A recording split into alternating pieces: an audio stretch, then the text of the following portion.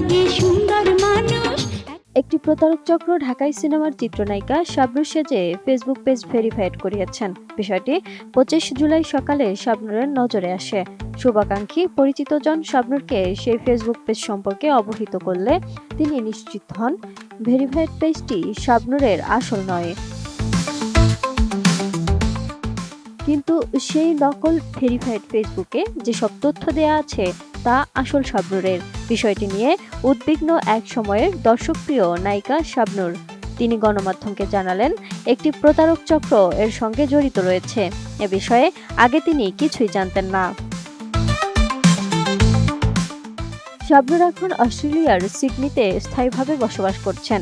সেখান থেকে তিনি গণমাধ্যমকে বলেন তিনি ফেসবুক ব্যবহার করতেন না, তখন তার নামে অনেক ফেসবুক আইডি বানিয়েছিল, তা নিয়ে কিছু বলা হয়নি কখনো।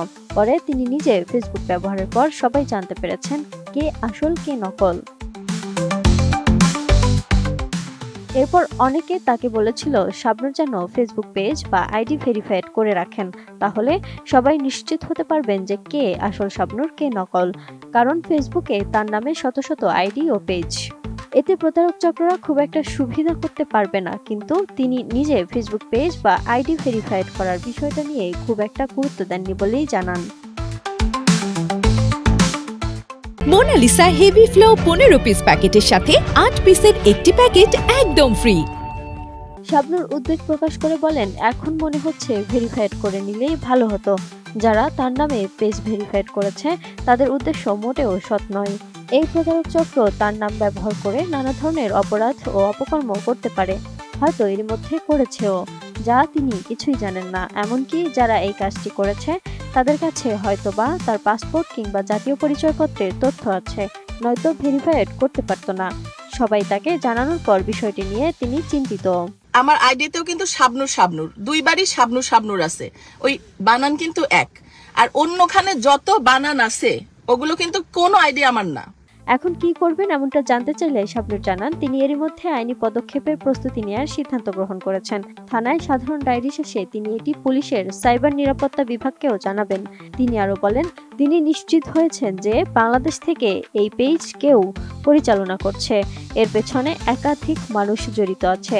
আইন শৃঙ্খলা রক্ষাকারী বাহিনীর প্রতি শাবনূর অনুরোধ জানিয়ে বলেন এ ধরনের প্রতারক চক্রের পরিচয় যেন তারা সামনে আনেন। নকল শাবনূর সেজে যে পেজটি ভেরিফাইড করা হয়েছে এতে ফলোয়ার 6,59,000-এর বেশি বলে জানিয়েছেন শাবনূর।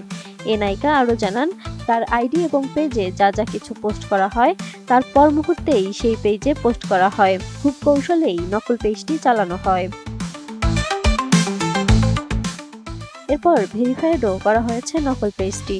শাবনূরের অ্যাডমিন জানিয়েছেন পেজটি থেকে শাবনূরের আইডি ও পেজ ব্লক করা, যাতে তারা তার কোনো অ্যাক্টিভিটি খেয়াল করতে না পারে।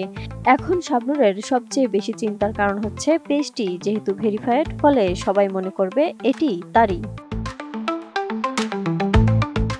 তার ভেরিফাইড পেজটি থেকে কোনো অপরাধ সংঘটিত হয়ে থাকলে তার দায় বর্তাবে শাবনূরের ওপর, এমনটা উল্লেখ করে এ নায়িকা বলেন এরপর আমার হয়ে যে কোনো ধরনের অন্যায় অপরাধ করতে পারে যার কোনো কিছুই হয়তো তিনি জানেন না, দায়টাও তাই তার নয়, আর তাই তিনি ফেসবুক কর্তৃপক্ষকেও বিষয়টি অবহিত করেছেন। Desk report, ATN news.